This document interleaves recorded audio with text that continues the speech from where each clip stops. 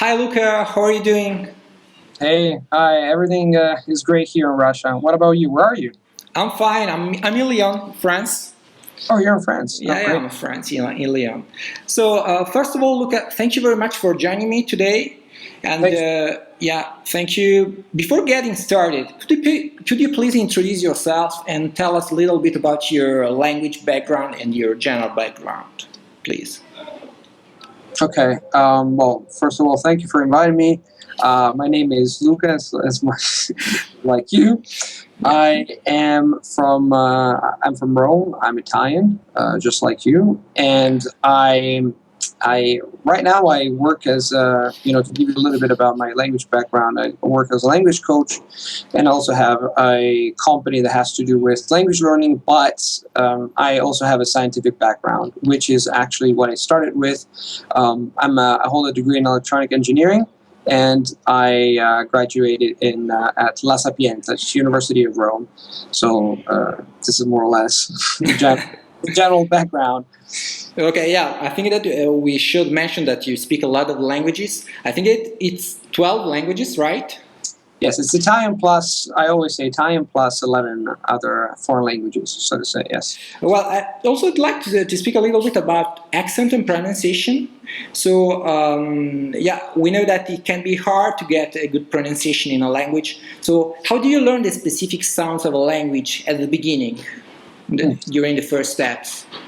That's also an interesting question. That goes back to what I was saying before about declarative and procedural memory. Imagine that, do you know the expression to miss the forest for the tree? So you take a look at the tree, but you actually miss the forest around. What happens when you learn a language is that what happen we as adults or adults, as they say, think about it. If you're a kid, children don't they're not there and they just learn one specific sound at a time, but what they do is they listen to the language, so to entire chunks of the language, and then they make out the single words that make out the flow. So what they do is actually they start from the top and they learn to extract sounds from the chunks of the language, while adults actually focus on the single chunks, and then they try to create sentences. To give an example, for Mandarin Chinese, and I just discovered this, it was evident to me when I was tackling Mandarin Chinese. That Mandarin Chinese that has syllables, right? Words have these 4 tones for every syllable, Yeah. and what happens is that foreign students learn actually to the pronunciation of the single tones, and then they actually try to create sentences. But Italian, if you think about it, also has tones. If, for example, I say voglio andare al mare, you say voglio andare al mare. It has actually different heights. So imagine that you, Luca, as you're learning Italian. Let's imagine that Italian is a language you want to learn, is your target language. Imagine having to, if somebody told you, okay, Luca, the word voglio is voglio, then you have andare, and imagine then you have to think about the syllables, and then you have to put them together and think about the meaning. And this is exactly, you would say, I would never do that, So what you did as a kid is you actually heard your mother or your father or somebody else say voglio andare al mare, and then, which means, by the way, I want to go to the sea. Better to specify that. Specify that, and this gives you the idea that you learn actually the single elements from entire chunks and not from the other way. So what I do, long story short, I mainly have a top-down approach. I start from the upper layer by focusing on how entire sentences work, and then I go back and work on to refine what they call the nitty-gritty, the nuts and bolts of the language, because later you can actually refine the pronunciation, but the intonation at the beginning is something more elusive and more difficult to grasp. And if you focus on the tree and then you miss the forest, then you might even pronounce pronounce the single elements well, but then you have an intonation which is not natural. So my suggestion is always to start by looking at the bigger picture and then to go down. And obviously, I'm not saying that you have to ignore pronunciation, but my suggestion, my advice is always to take a look at the bigger picture. And by bigger picture, I always advise people and suggest that people look at the way a sentence sounds. Now, you might tell me, what do you mean? Well, there are precise features that are called suprasegmental features, supra, above the segments, the words, that are specific to every language, but they have common characteristics.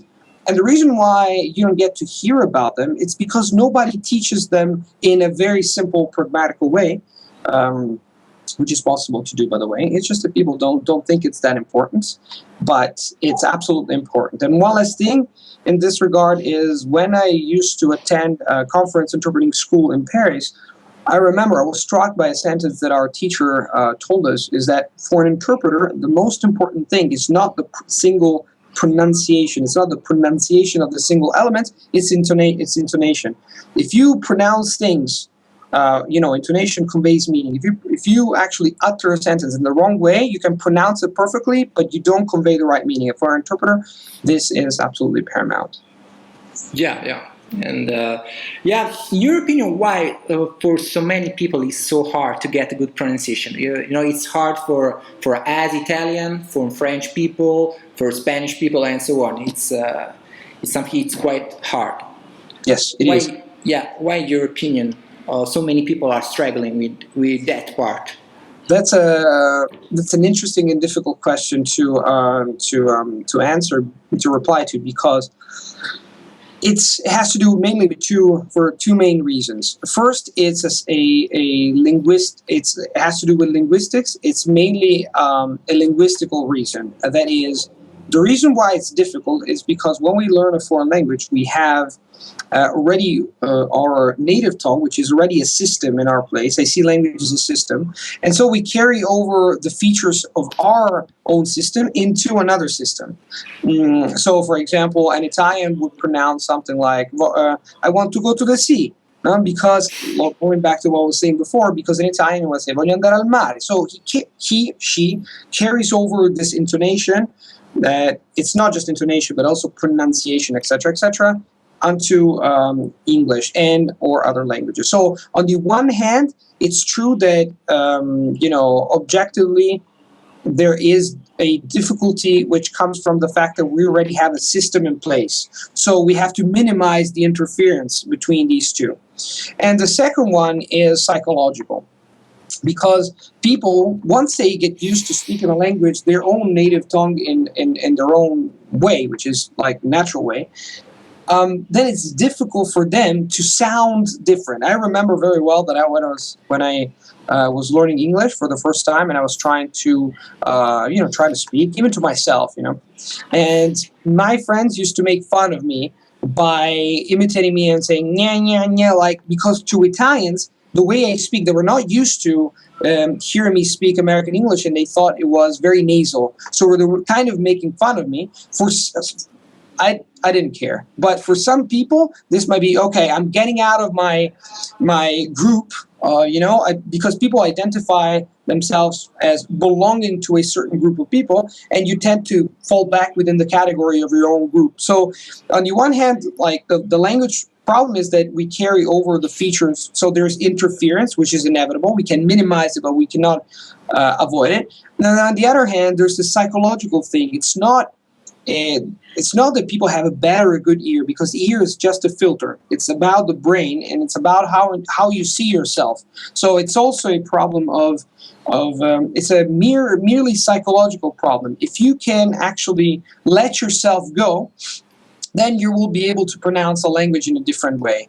There's even a very interesting experiment that they actually found out that, and it's strange, but it's actually true, that if you, for example, Luca, as an Italian, if you imitate an American, you might have a better American accent speaking Italian. Like, for example, hey, ciao, sono andato al mare. You know, when people imitate it. Yeah. Then actually, when you try to speak American and you try to put on an American accent, and this is an experiment that they did, I think, in India to make to improve people's pronunciation, or to make them improve their pronunciation. So it's just these two things. You can use the IPA, the phonetic international phonetic alphabet. You can do whatever you want, but if you don't care about the psychological aspect, if you don't grapple with it, if you don't tackle it, there's nothing to do. You're not going to sound like a native. You're not going to sound like them, because you haven't identified yourself with them, even if you know the sounds and how the pronunciation of the foreign language works. Yeah, of course, because the psychological barriers can be very, very important for people learning languages. So, yeah, for example, I had the same experience with people wanting to learn French, and you know that French has a specific sound and a specific intonation.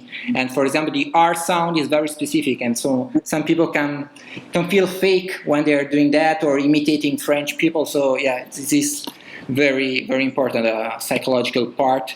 And do you think that it's very important to sound like a native speaker? Should it, yeah, Well, I know it can be a target for some people, a very important goal, or we can just be glad to have a good pronunciation, good accent, intonation, to be understood in some way. I think that to sound like a native is not a realistic goal for most people, meaning that it's difficult to sound like a native, and there's just a few people who can actually do that for some reason. Maybe because they lack one. Because actually, in order to do that, you have to have everything in place. So you have to have you have to know how to tackle grammar, but you also have to be psychologically ready to identify yourself with another group, etc., etc. But I don't think it's strictly necessary to sound like a native. Actually, when you have a foreign accent, it's actually nice. It's, oh, he sounds Italian. I know that if you go to the United States and you sound Italian or French, it's a plus for a lot of people. Can you share with us some strategies and simple tips to improve the accent? Some simple stuff that we can do. Well, what I would. Well, this is something general, but I would say that something that you would do first to improve your accent, as I said before, is to just stop a second and say, what have I been doing so far? I've been trying to pronounce like the single sound. Just take a step back and focus on how sentences are uttered by native speakers. So, for example, my first piece of advice would be to possibly to get hold of a text with audio and to start listening to it, so that you can actually possibly even slow it down. There are a lot of software programs that can do that. You can slow down the audio so that you can appreciate more the flow of the language. And in that case, what I would start doing is, for example, to start not noticing pauses. The pauses are those things that we introduce to allow ourselves to speak, but also to basically to attach chunks of sentences together. Let me explain more in detail. Otherwise, it sounds a little bit strange. When we speak, as I'm doing now, I introduce pauses in order to keep going, etc. But these pauses are not just to allow me to breathe; they're also allow me to to go up and down with my voice and to convey meaning. If I tell you, for example, a very easy and simple sentence in English like I want to go to Moscow because I think it's a wonderful city, you notice that I go up my voice, it's called frequency. The frequency is like basically how many times your vocal cords vibrate, for example, per second. If they vibrate very slowly, you have a low frequency sound like when they vibrate very fast, you have a high frequency sound And what we tend to do in Italian, in English, in French, and most European languages, we tend to go up, for example, and you can notice this. You tend to go up when it comes to attaching two sentences together. So, for example, if you see here, you see my hands, like the two arms are the two sentences. Here I say, I want to go to Moscow, and you have the other sentence. And the link between the two in sound is that your frequency raises because when you raise your frequency and the frequency rises, you're about to say something else. If I tell you in Italian, Marco, and Marco, the intonation or the frequency goes down, so from high to low, it means Marco. Okay, Luca said just Marco, he's done. But if he says Marco, you know automatically that I'm about to say something else, because I'm raising my pitch, and raising my pitch is a unconscious way. This is how we learn as kids to say he hasn't finished. That's the reason why in what they call relative clauses, for example, Luca want or something like I want to learn English because, or he said that, you know. So every time you have these sentences relative, you have this pitch that goes up. So my first tip, suggestion, is to start noticing when your voice goes up or your voice goes down. Because when it goes up, it means, for example, that you're introducing something, for example, Rome, my dad, or my sister. And when you're going down is when you're actually finished, when you finish delivering a piece of information. For example, I talk to John. And when you say John, you fall down, actually, from high to low. And these two simple things that have to do with, it's called speech melody. It's actually the way, in a lot of European languages, I'm talking about European languages because in other languages it's a little bit different, like Chinese tonal languages. But this is mainly what you should focus on. And you will notice, for example, with a pencil, you can simply go up or go down. And it helps hugely when it comes to reading yourself, because you're actually helping yourself by basically you're visualizing the patterns. You're literally visualizing sound patterns, and you're doing something that nobody offers, like in terms of service, because nobody's telling you to when the tone rises when it falls down. Actually, there are books that talk about this, but in very complicated terms sometimes. And so my first suggestion is focus on remember about the forest. Don't focus too much on the tree or the trees, but the forest itself. So how sentences work in macro blocks, okay? And this is actually the first thing that you should do.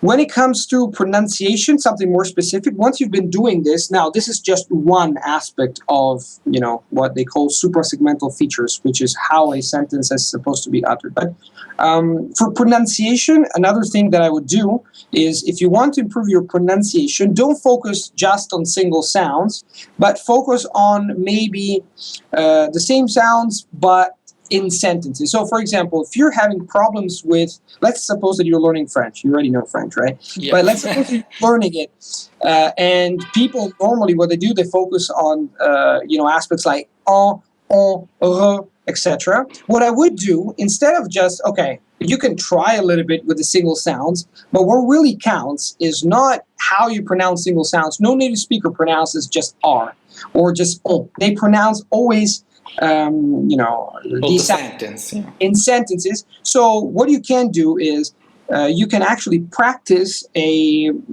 are very short but interesting sentences where you have all these sounds together, and then you can practice with these sentences they have to be short. So you say a sentence that can be interesting, but it has to be short, containing these things. So you're practicing on chains of sounds instead of single sounds, because what can happen is that if you focus too much on the single sounds, you can maybe pronounce the single sounds well, but then you actually it's difficult for you to pronounce it laterally in a sentence, because we as adults, for some strange reason, we always start backwards. We start with the small things, and then we move on to sentences. Well, we should actually start with sentences, maybe small, short, and then, go back to single sounds to refine them, and this is important.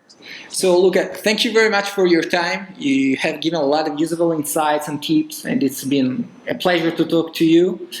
And so thank you so much for taking the time to speak to me. Thanks for inviting me, Luca. It was a pleasure. Yeah, so thank you very much, and all the best. Take care. Have a great day. Ciao. Hugs from Russia. Bye. Ciao.